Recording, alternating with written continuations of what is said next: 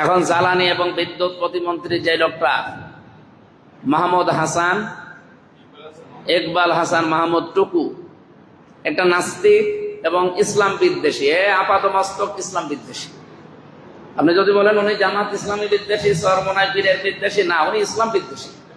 ওনার বক্তব্য কালকে দেখেছি। এই দেশে ধর্ম প্রতিষ্ঠা করার জন্য নাকি মুক্তিযুদ্ধ হয়নি। মুক্তিযুদ্ধ হয়েছে কেন আপনি বলেন তো? মুক্তিযোদ্ধা তো এখনো বেঁচে আছে। আপনি তাদেরকে জিজ্ঞাসা করেন তারা ইসলাম বিদ্বেষী কিনা, তারা ধর্ম বিদ্বেষী কিনা।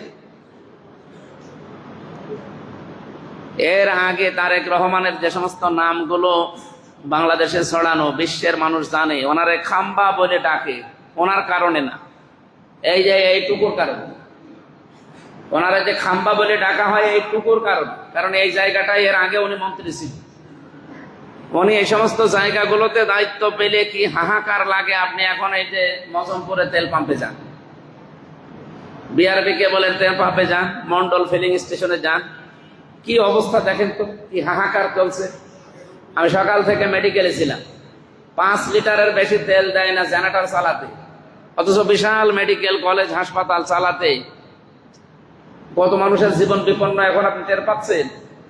এই সমস্ত অযোগ্য মানুষগুলোকে না দিয়ে যারা যোগ্যতা সম্পন্ন, যারা দেশের মানুষের প্রতি দরদ রাখে, এরকম মানুষকে যদি আমার মনে হয় সিরিয়াল আকারে বসানো যেত, এই হাহাকারটা লাগতো না। এর আগেই তো সে পরীক্ষিত ছিল, পরীক্ষা দিয়ে অন্তত পরীক্ষায় ফেল করেছে, যার কারণে খাম্বা তারেক পর্যন্ত নাম হয়ে গেছে।